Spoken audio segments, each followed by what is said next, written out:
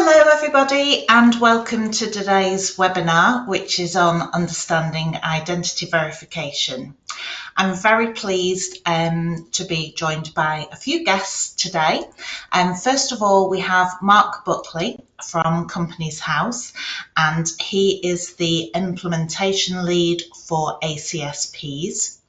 And we're also joined by Mark Cadby and Jonathan Ripper, who are from Tiller.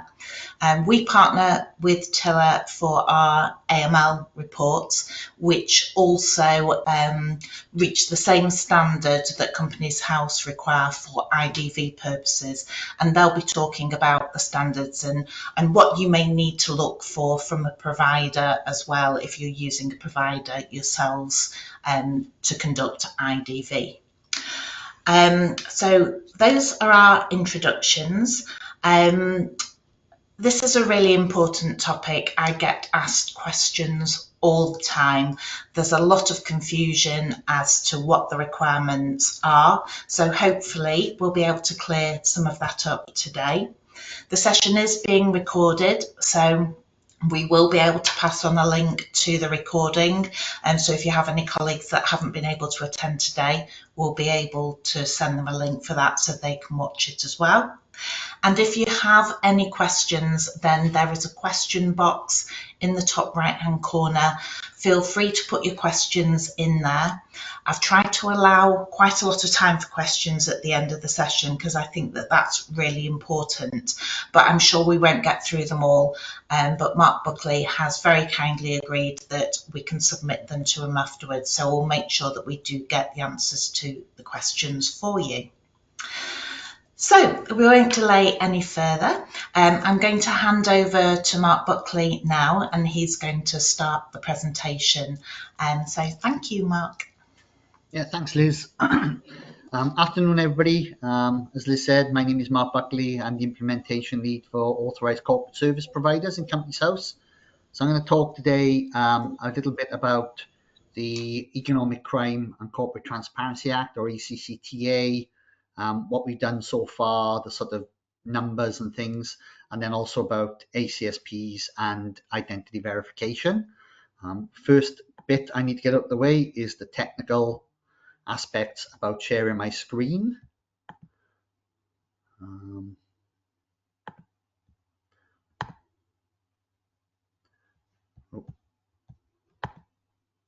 There you go. Can you see that? I can't see anybody's thumbs up or anything, so I'm hoping everybody can see that. As I say, I'm going to provide an update on the implementation of the Economic Crime and Corporate Transparency Act, talk through what we've done so far, what we've implemented recently, the impacts of that, and then also about some of the timelines of implementation for the stuff that we've still got coming down the line. So I won't talk primarily about who we are, because I would imagine this is a well-educated audience in terms of what Companies House is.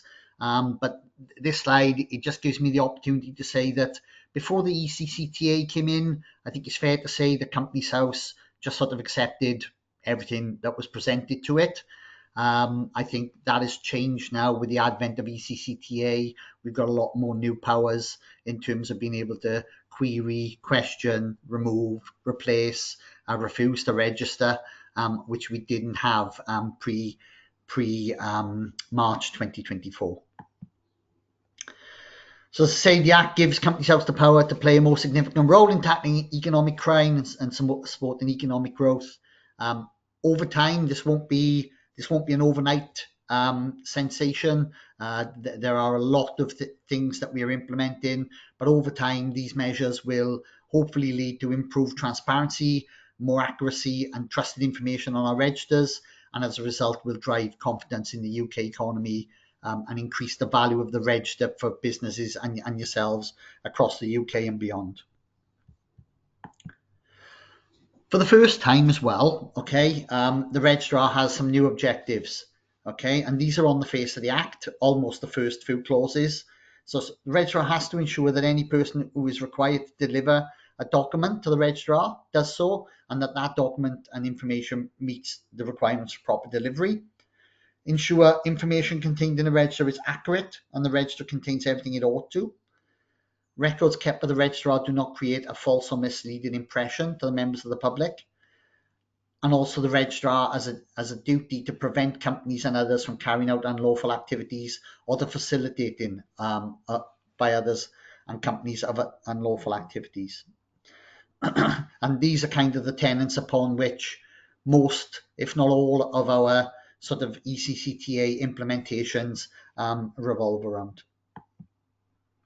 So the first set of changes we introduced included greater powers to query, remove, refuse information, including the ability to investigate and enforce, stronger checks on company names, rules around registered office addresses. Registered office addresses have to be a valid address. There has to be the ability for somebody to be able to deliver documents to that address and for those documents to be received by the company that is registered at that address, and somebody has to be able to sign for any official documents at that address. Introduction of lawful purpose statements.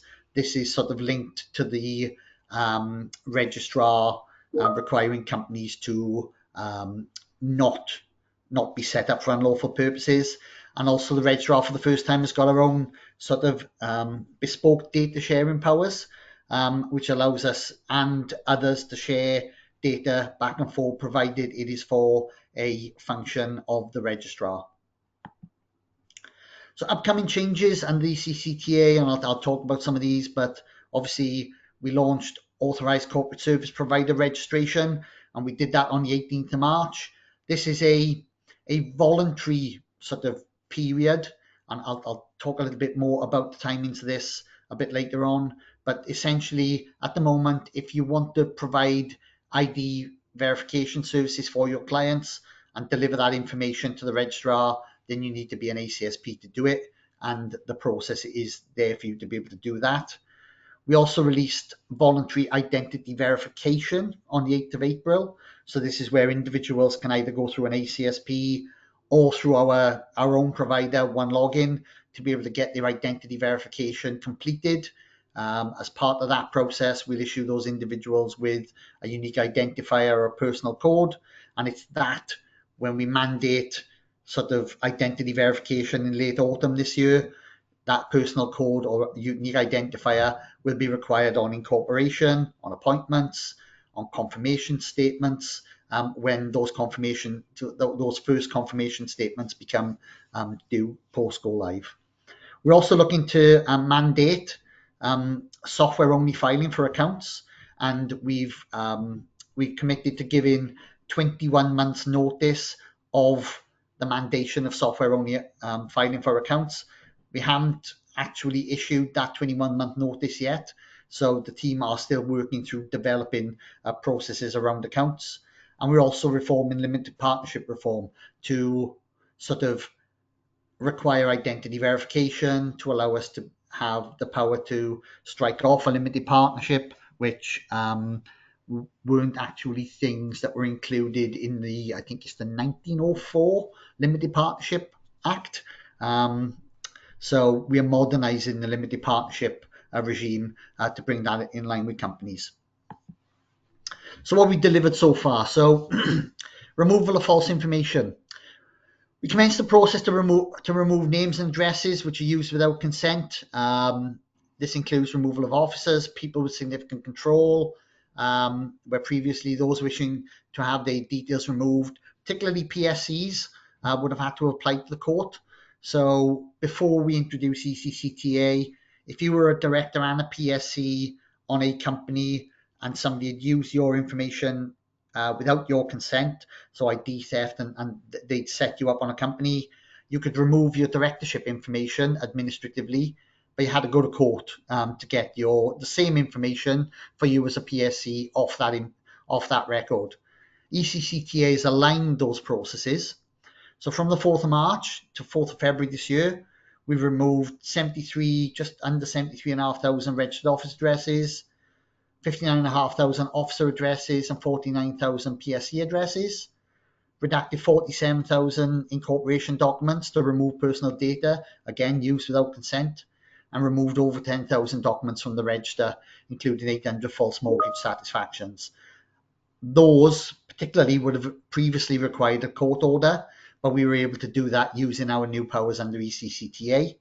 And in total, up till sort of the 4th of February, this is probably a bigger figure now, it had affected 90,000 companies in total.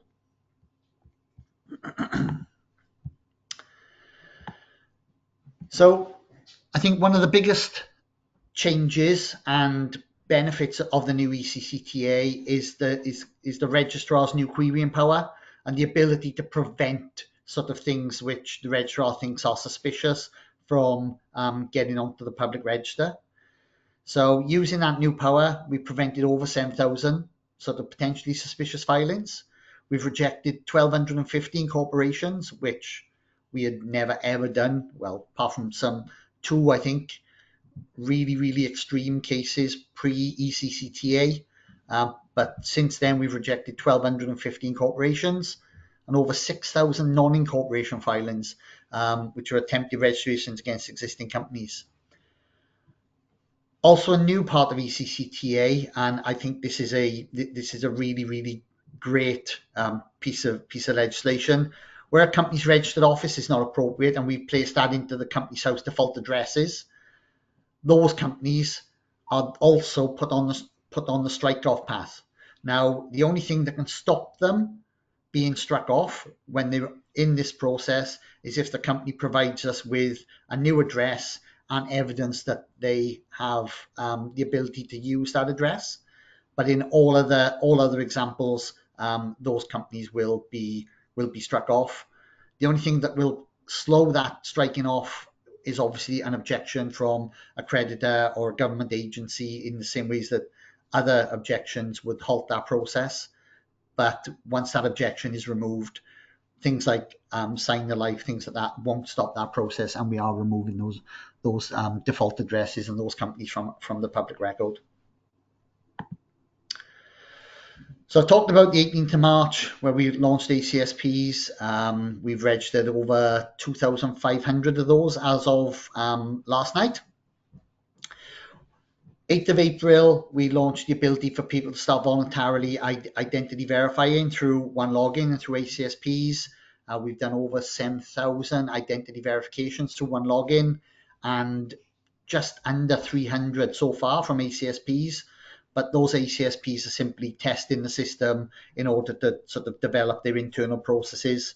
But I know from speaking to quite a lot of those ACSPs, they are gearing up to start sort of providing identity verifications in their sort of tens of thousands through that process. That unique identifier that we'll send out as part of those processes will be required in sort of late autumn, winter 2025. So later part of this year on incorporation, appointments, confirmation statements, any document that includes information about a person will require that person's unique identifier and personal code. Then later, so early spring, or say spring, summer 2026 next year, it's our intention to mandate the requirement that anybody filing information with the registrar has to make themselves known to the registrar. So if it's a director, a PSC, or an employee of a company filing for their own company, then they need to provide us with their identity verification credentials as part of the filing of that information. And that's regardless of whether they also need to provide us the unique identifier or personal code. If it's an appointment or an incorporation, they also have to do that as part of the filing so that we know who's doing it.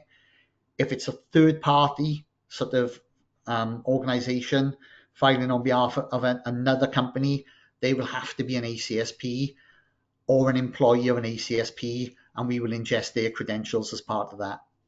And then later on in 2026, or autumn, winter 2026, depending on when we go live with mandatory identity verification, that transition period, so where every director, there's about 7.5 million of them, will need to provide us with their ACSP, identity verification credentials, will have been completed probably into early 2027, given late filings and people struggling to get the IDV over the line within the time of their confirmation statement. And it's at that point that we will know who is presenting on companies and who is actually IDV'd on every company, and our sort of compliance effort will be able to kick in. So I'll talk about the registration as an ACSP a little bit after this, but I've got a short video to play. Now, when I previewed this with Liz earlier in the week, the voice and the audio didn't work, but it has subtitles, and the subtitles basically reflect what the audio says. So if the audio plays, excellent. If it doesn't, then you have the subtitles to be able to keep up with what's going on.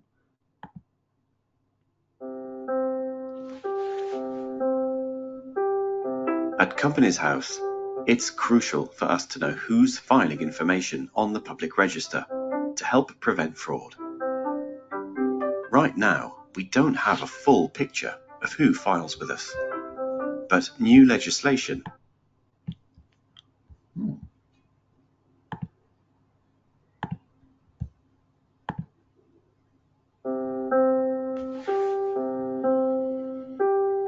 At Companies House, it's crucial for us to know who's filing information on the public register to help prevent fraud.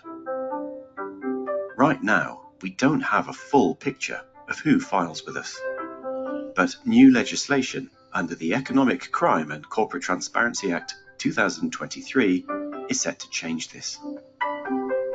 In the future, anyone setting up, running, owning, or controlling a company in the UK will need to verify their identity. This includes anyone who acts on behalf of companies, such as professional service providers like agents or accountants. Third-party providers who wish to offer client verification services for Companies House will need to register their business with us as an authorised corporate service provider, also known as an ACSP. Registration for ACSPs will open from the 18th of March 2025. In the future, third-party providers who wish to file information on behalf of other companies will also need to be registered as an ACSP. There is a registration fee of £55. To register as an ACSP, individuals and firms must be supervised by one of the UK's anti-money laundering supervisory bodies, such as HMRC or the Financial Conduct Authority. There are 25 in all. Someone who holds a senior role in the business will need to complete the registration process with Companies House. Once registered, you'll get a new authorised agent account and ACSP ID number. You'll use this account to tell us about any identity verification checks you've carried out, and later to file information on behalf of other companies. You'll also be able to add other employees in your business to the account, so they too can carry out these functions on behalf of the ACSP. These employees will not need to verify their identity, but they will need to set up a new Companies House account as part of the process. Make sure you understand these upcoming changes so that your business can transition smoothly and continue providing valuable services to your clients. By doing so, you'll be contributing to a more secure and transparent business environment in the UK. Follow us on social media and sign up to our email newsletter for all the latest updates.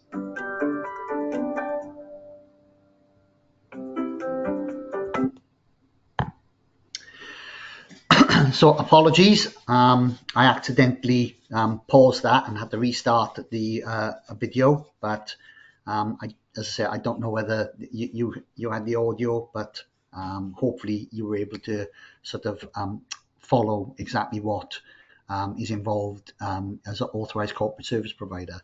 So as of yesterday, we'd registered 2,479 ACSPs since the 18th of March. That figure's up over 2,500 today, and the majority of applicants are finding the process relatively straightforward.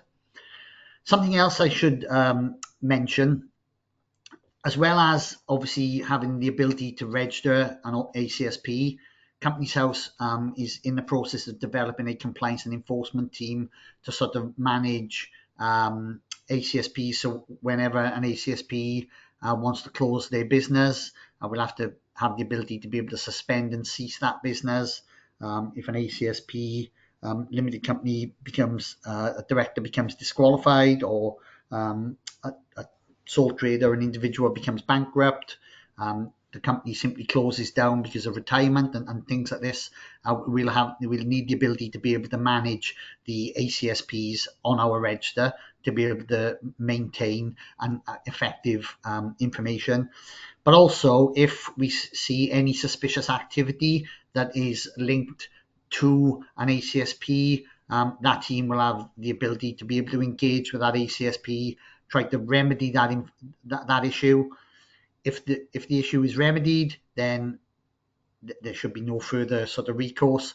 If that issue is not remedied, or if it's willful on a huge scale, then a registrar has the ability to suspend and ultimately cease that ACSP, bearing in mind that the registrar has the requirement to make sure that the information is accurate, it's sort of it's meaningful, and she has a duty to sort of protect the public from false information on the register. So we're in the process of setting that team up, and they should be in place within the next few months, and start sort of looking at the ACSPs that we've got registered and the information that we ingest. Around IDV for ACSPs as well, ACSPs would be expected to verify individuals to the same standards as those verifying directly with Companies House, and all of the information around sort of registering as an ACSP, what those IDV standards, if you are an ACSP, are all in our guidance. If you go on Companies House on gov.uk, click on Companies House guidance, identity verification and authorized corporate service providers, it'll just sort of give you the relevant sort of information there. It's a really, really useful resource. And then registering to be an ACSP. So basically, if you haven't registered yet, the applicant, so a relevant person within your organization, whether that be a director or a member, if it's an LLP, or a partner of a corporately registered partnership, or if you're an individual supervised as an individual, or if you're a sole trader that's not registered on the public register, you need to IDV as part of the process. As well as the supervised firm details, we'll ask for your AML supervisory body number, and I'll talk a little bit more about some of the issues that we've been having with applicants around that.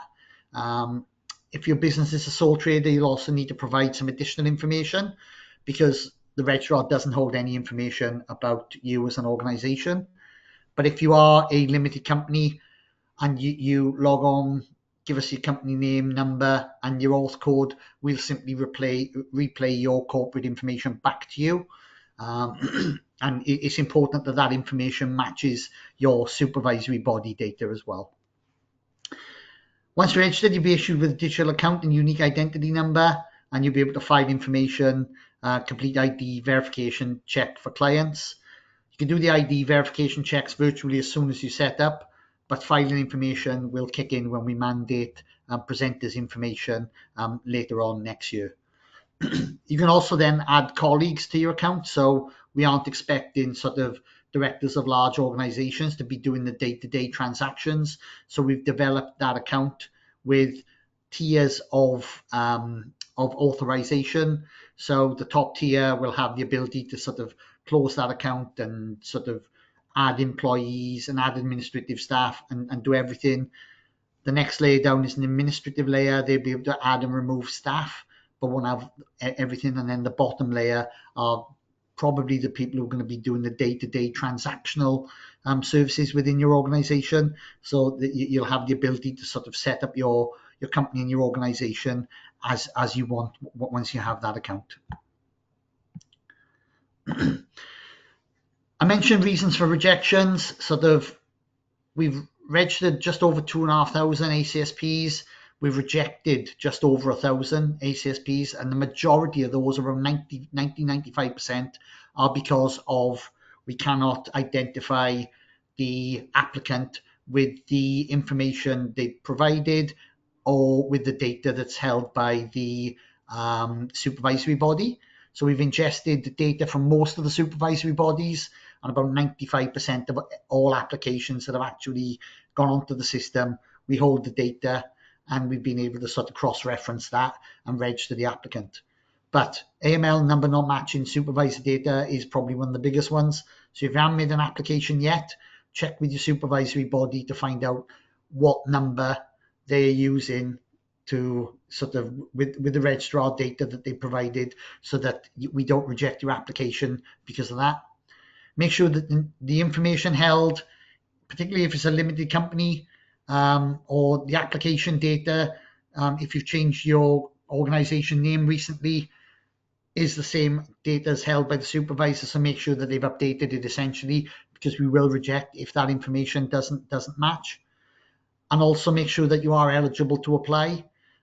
We have had quite a few people trying to apply from different supervisory bodies, where actually that supervisory body, they remember, but they aren't actually supervised for AML by that supervisory body. So just make sure you check that as well before you apply. And duplicate applications. There's only one ACSP per AML supervised entity, particularly if you're a corporate sort of applicant. If you've got multiple corporate sort of vehicles, and each of those have different AML supervised sort of entities with the supervisor and different numbers, then you can set up more than one. Obviously, they are different organizations, but yeah, you can't use the same ACSP or same AML supervised entity to set up duplicate applications. Also, when attempting to link employee accounts to the new ACSP account, make sure your employees have an existing Companies House account or create a new one login account. And if they've got either of those two, the linking of the accounts is fairly straightforward, and that's been another sort of source of customer query that we've been having. And then ID verification. So the scale of this is huge. We've got 7.4 million existing officers on the register. We'll be introducing a phased introduction for the existing officers through the confirmation statement, as I mentioned. We've introduced quite a lengthy sort of voluntary IDV period from 8th of April. So if we went live, for example, I don't know, beginning of November this year, if you've got clients that have got confirmation statements due in November, December, make sure that they are identity verified before those confirmation statements are due, because we will reject applications if all directors and PSCs, for example, aren't verified at the point the confirmation statement is due. Also, make sure that your client's dates of birth are correct on the public record, because if we check the dates of birth against the identity verification data in our system, if they mismatch, we'll also reject for that reason as well. We've registered about just over 7,500 via one login, and far less so far via ACSPs, but as I say, they're simply testing the service. And the easiest way to keep up to date about Companies House changes is by going on our sort of campaign site, looking at our guidance pages. There's gov.uk blogs, check our social media channels, or if you haven't already done so, subscribe to our newsletters. And that's me done. So I'll answer any questions sort of at the end. I'll stop sharing if I can. Bear with me a second.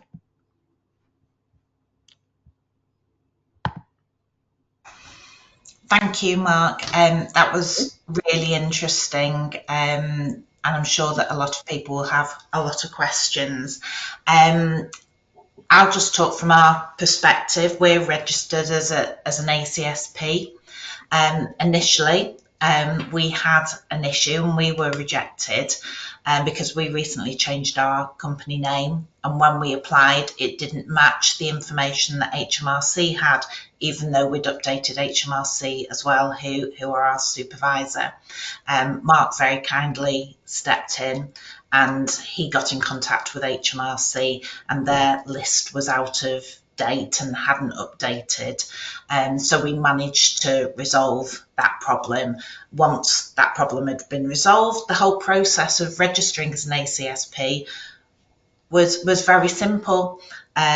We got our registration number, and then very easily I could add our employees into the system as well. So the system does work very well from registration, as long as everything matches up, and then adding all your employees in, that's really straightforward, so long as they have their account set up as well. So I just wanted to mention that bit first.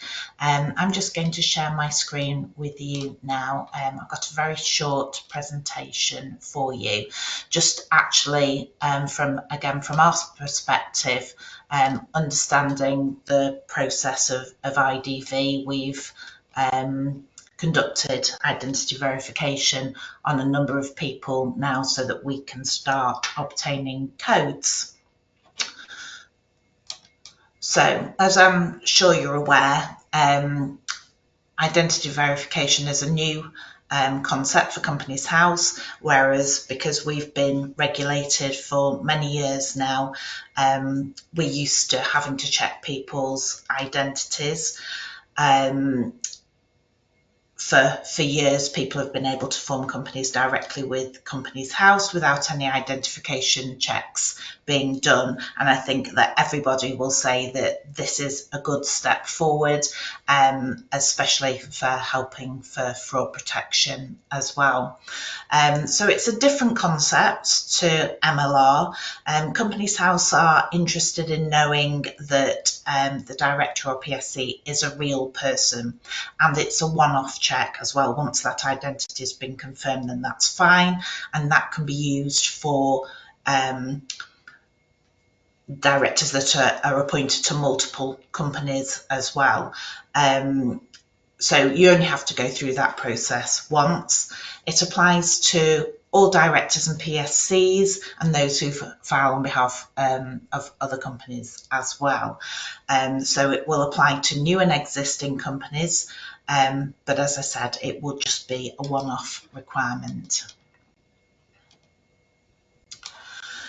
So the actual process of IDV, there's two options, as Mark said before. It can be done directly through Companies House, that's for free. An individual will complete the process by creating an account with Companies House, downloading an app, going through a process of either uploading their passport or their driving licence. Then it will be identity verification with facial recognition, and then they submit that, and that will get matched up at Companies House. I would like to note as well, at this point, when you complete the process with Companies House, you aren't sent the code at the end of the process. It does say on the screen where it shows the code at the end of the process that you need to make a note of it.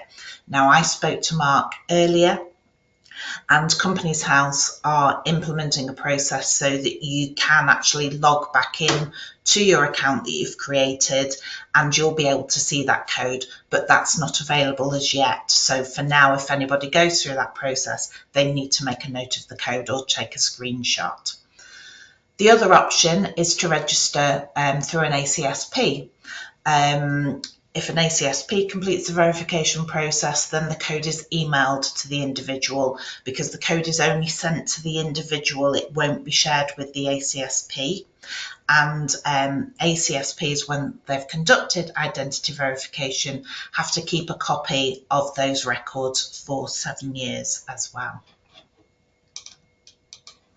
So how to actually conduct IDV? Well, there are two options. You can use identity document validation technology. That's a very long way of explaining it. They're calling it IDVT. And that validates the cryptographic features of a document to make sure that that document is genuine. And that's what Companies House will be using. The other option is that the document is checked by a person. Now, that can be done remotely or in person, but whoever is conducting that needs to be satisfied that the documents that are provided are valid as well. We'll come on to that a little bit more in a moment. The standards for IDV, the person needs to give their full name or former names, date of birth, home address, address history for the last 12 months, and an email address, because that will be the email address that the code is sent to. And I've put a link on the bottom of this slide. It's on 2 or 3 of the slides. This link goes to Companies House and to the page that Mark was talking about just earlier. And that sets out the standards that Companies House have, that if you're conducting IDV as an ACSP, you must meet those standards. That's the minimum standard that's required. And again, when we talk to Mark Cadby and Jonathan Ripper later on, they'll be talking about those standards as well. So for IDVT, your options are to use the Companies House system, and that's through their one login system. As I said, that means downloading the app and going through the facial recognition process. Or you can use another provider that operates at the same standard. And that's why I've asked Tiller to join us today, because they do operate at the same standard. They do look at the cryptographic features of the documents, so they can ensure that these documents aren't fraudulent, and that's really important as part of the process, and that's where the main standard is. Again, I've put a link to the standards at the bottom of this slide as well.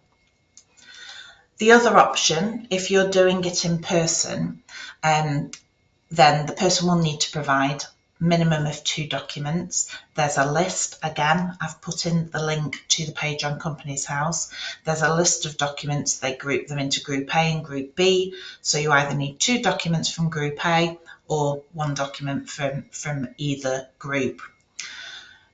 If you're conducting it in person, then the person conducting the IDV needs to be trained in false document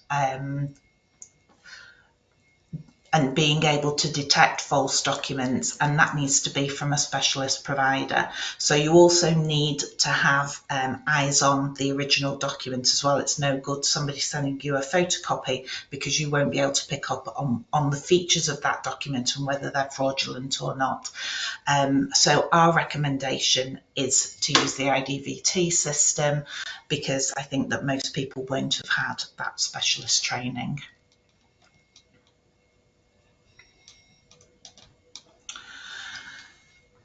So you can already start conducting IDV. As Mark said before, it went live on the 8th of April, and that's whether you do it through Companies House or an ACSP. From autumn/winter, it will become compulsory, and that will be for incorporations, new appointments, and existing companies as well. So for new companies, the directors and PSCs will need to go through the IDV process before the company can be incorporated. Appointments, again, if it's a new appointment and they've never been appointed, so they haven't got a code, then it will need to be before the appointment takes place. And for existing companies, it will be from once the legislation is implemented, when the next confirmation statement is due to be filed. So that's a very quick view through the identity verification procedure, and I guess that leaves just you for thinking about how you want to conduct it on behalf of your clients, whether you want to be an ACSP yourselves. Are you using a supplier that does IDVT? Are they reaching the standard, or do you need somebody else, or just go through the Companies House process, which again is free as well. So that's the end of my presentation today. I will just stop sharing now, and I'm now going to pass over to Jonathan, who's going to talk about Tiller and how they meet the standards set by Companies House. Thank you, Jonathan. Great, thank you very much, Liz. So yeah, I'm Jonathan Ripper. I'm the head of product at Tiller Technologies. This is also Mark Cadby, he's our CTO.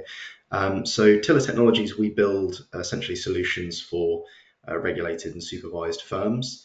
But I particularly want to talk about IDV product today called Verify by Tiller and how it maps to the company's house standards.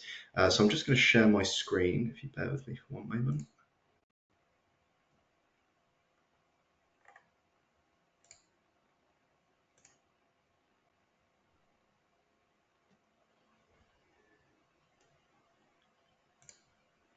Hopefully you can all see that okay.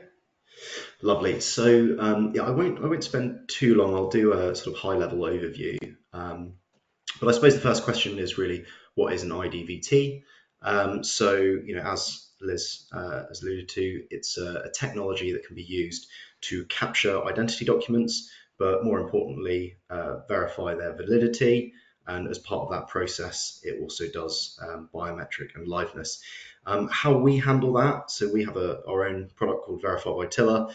We have both a portal that can be logged into by the company performing these checks, and we also have an integration with CRO, so that can all be done through their system as well. When you initiate an application, there's the second part to it, which is our mobile app. And that mobile app is downloaded by the end individual that you're completing the verification on. And you can capture those ID documents, so passports, driving license, and other identity documents. And within that app, it performs a number of underlying checks to ensure the document is not false or been tampered with. And then it also verifies that the person presenting it is in fact who they say they are. So I just wanted to very quickly, I won't go over this too long, go through what those steps are. So in the link that was shared previously, there's the guidance that goes through essentially 6 steps that you need to be able to meet the company's house standard. So I'm just going to go through those, each step and how it sort of relates to a IDVT provider. So to start with, you need to capture that information. So this is fairly sort of standard personal information that you need to capture. We do this within our mobile app. So full name and date of birth, former names, home address, address history, and email address. Something just to check if you're already using an existing provider is whether they capture former names and the address history, because some don't, but that is something that you'll need to capture as part of the process to fulfill the standards. So once we've got that information, essentially what we do is send out an email invite to customers. They then download our mobile app, and that's where they can perform the ID capture and the verification. So if you're sort of choosing option 1 to use an IDVT provider, there's a few pieces of information that you must capture as part of the process. So document reference number, expiry date, and country of issue. And that all gets captured when scanning the document through OCR, so that's optical character recognition. So it scans that document, it recognizes what it is, and then we also have a process, if it's a passport with a chip, called NFC. NFC stands for Near Field Communication, and that's where you can hold your passport, your phone on top of the passport, and it will consume all of the information encrypted and embedded from that passport as part of this process. We tend to try and move individuals down the passport route because it's got all of that data within the passport chip and it has a very high level of accuracy. But of course, other documents that are required as part of the company's house standards are also acceptable and available as part of this process. So just to go on to what Liz was saying around cryptographic features, that forms the part of the next step in the guidance, which is checking the evidence. So you need to ensure that this document is not false or been tampered with. And as Liz was saying before, if it's checked by a person as part of that option 2, they do require specialist training. How we manage this is we use essentially a machine learning algorithm that checks the document for a number of different features, such as holograms, security features, watermarks, and on the passport, the MRZ data is in there as well. And if you are using the NFC chip, which we think is sort of the gold standard for this, there's also the embedded biometric information. And that all forms part of the checks that are performed to make sure the document is valid and that there's been no tampering with. And as part of the process, if we believe that any of those elements have been tampered with, we flag that up for manual review. So the next element of the guidance as well is checking that it does belong to the person. So once you've gathered the evidence as part of this process and it's been checked, we also check to ensure that the person presenting it is the person in the ID document. And that's done through a few different steps. So the first thing that we do is we do a cross-reference between the personal details that you've put down for the individual, the personal details that they've added on the mobile app, and the personal details actually in the ID document. So that first of all just checks everything's accurate. Often as part of the process, things might get missed out, like middle names, so that can also flag up to make sure that your records are up to date and accurate with their personal details. We then perform a biometric face match. So what this does is it looks at the ID document and it takes either the ID portrait, or if you're using NFC with the passport, it takes the chip photo, and it basically takes a very short selfie and it measures a number of different facial features and points to make sure that it is a match between the person presenting the document and the document itself. And then another element of it is a liveness test. So this ensures that the individual is not just presenting a photo of themselves, but they are actually a live person. And they essentially, there's a number of sort of movements and gestures that they make that's randomized to ensure that that is the person who they say they are, and they're doing this process in real time through the mobile application. So I've very much focused on the ID and liveness module that's within our app, but other items that can also be checked in the background is things like address verification, and you can also request additional documents like proof of address or any other general documents that you might want to retrieve from this person that can all be sort of added on top if that's something that is required. So the next element of it, keeping the records. So as Liz was saying, you need to keep these records for 7 years. So as part of the process, we actually provide a PDF download, which is essentially your durable medium that you can store on your record for that individual. So I've just got an example of something one I did earlier. These are just a few pages that I've taken from our quite comprehensive report, and that essentially has all of that information that's within the company's house standards. So the address document, expiry date, the actual document type and country, amongst a number of other pieces of information that you can use as part of your reporting. So that can be saved to your records. We also have an API if you wanted to integrate into your system. So this is something that CRO has already done. So all of this is available through their services as well. So you need to keep that record for 7 years. And then that last sort of step of the process is, can you actually verify that person? So once you've done all of these checks, be it either through an IDV provider, or if you're doing it manually yourself, you need to make an assessment. Have you gathered sufficient information to verify the identity of that person? And as I said, through our service, we provide the customer report with all of that information that's been gathered off that person, as well as all of the checks that have been performed. So that's quite an easy way to store the information. But if you wanted much more granular detail, again, we also have a secure API for integrating this verification data with third-party services.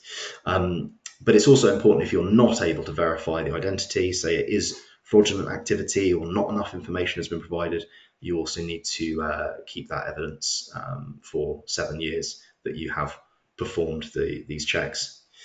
So that's sort of the mapping to the company's house guidance and the sort of 1 to 6 steps that you need to perform. All of this is sort of catered for in one short flow within our mobile app, and then the PDF output that you get. And then obviously keeping records and making a decision is something that's sort of done on your side once those checks are performed. I think last but not least is when doing this process with individuals, we have quite a modular approach. So some IDV providers, they'll solely be doing the ID and liveness checks. So just ensure that it maps back to the company's house guidance. If you need to perform any other sort of KYC, AML checks on the individual as part of this process, that's something that can be blended into our services. So that can include sort of PEP and sanctions, address verification, adverse media, amongst a number of other things. Because if you are having this touch point with this individual, it's often worthwhile to gather further information for your use case if you're onboarding them, or if you're doing a remediation case, or of course in this case if you're doing reporting into your company's house. So it's worth assessing your current process, be them digital or manual, and seeing if you can gather as much information in this touch point with this individual as you need. So yeah, that's the sort of front to back mapping to the company's house guidance. As I said, this is sort of one part of our modules. So if you need any more information about it, or you want sort of a bit more detailed information about how we perform our checks and how that relates back to the guidance that's been provided, please do feel free to get in contact with us.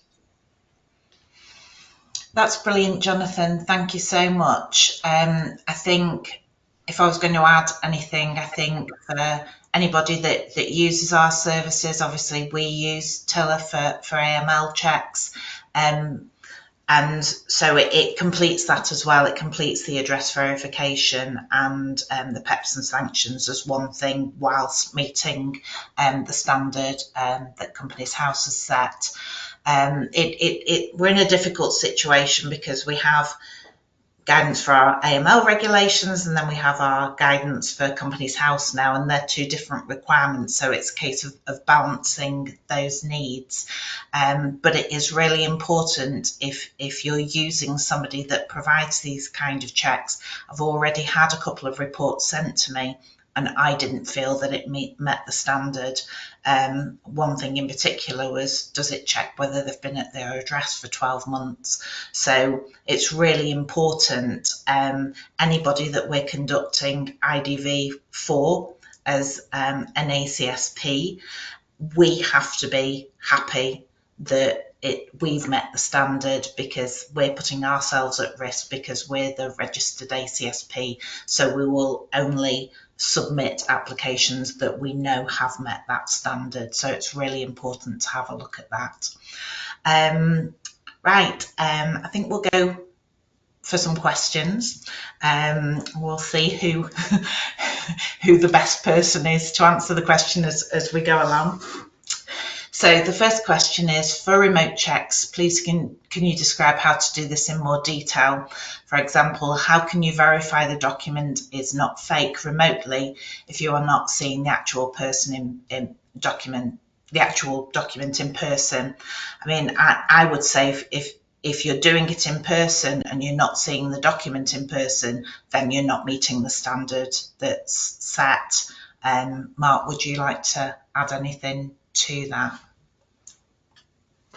Yeah, I think given the limited stuff I know about identity verification, I have done some of the courses to check whether or not passports and driving licenses are fraudulent. And the only way you can actually do it, if you are doing an in-person thing, is to have the tangible thing in your hand, because there are physical things that you can only detect if you've got the document, the actual document. I think if you're using digital technology and they're uploading stuff and they can do IDVT and read NFC chips and things like that, it can still meet the standard even if the passport or the driving license doesn't have an NFC chip, because it can take certain biometric data from the image, and then you have to add to that in order to get the Companies House standard. And for those of you who go on who look at the guidance that Liz provided in her presentation, you'll see that there is quite a large toolbox for ACSPs to be able to get individuals to standard. Obviously, NFC chip is the gold standard because it basically does everything for you. And then as long as you can validate that you've got proof of address for 12 months plus, then that will meet our standard. But anything else that doesn't meet that standard, you've got then a toolbox of stuff to get the individual to the relevant standard. But yeah, without the physical document in your hand, if you're doing it face to face, if you're relying on copies or photocopies or scans or PDFs, I would suggest you're putting yourself at enormous risk. Yeah, I would agree. We have another question. Somebody's registered as an ACSP. They're actually using Tiller as well. They've asked if there's a time frame from Companies House for the ID verification. So if they've previously verified someone through Tiller, is that acceptable for Companies House, or does it have to be completed within a period of time? I mean, as far as I know, there's no time limit. So once you've Yeah, completed the check, it's yeah, fine.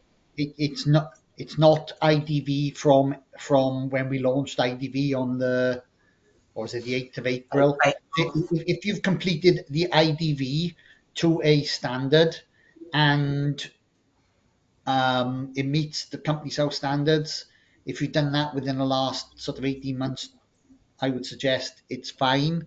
I think if you did it sort of 6.5 years ago, then you probably need to do it again. Mainly because if I came to you in sort of 6 months' time or 7 months' time and said, "Can you provide evidence of A, B, and C's identity verification information?"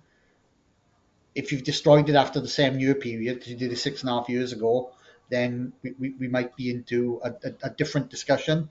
You know, I think there's a reasonable time scale you can go back in terms of somebody's identity verification in order to sort of satisfy yourself that you've got the relevant credentials of that individual.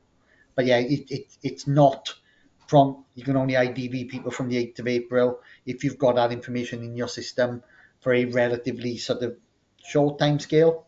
Then yeah, you're able to provide it. Yeah.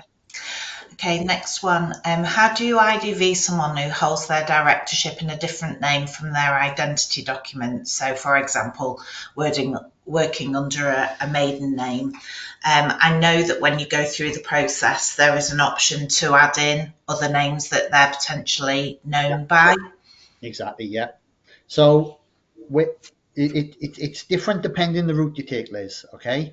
So if you go through one ID, then we'll ingest your identity document information within our identity verification system. Okay.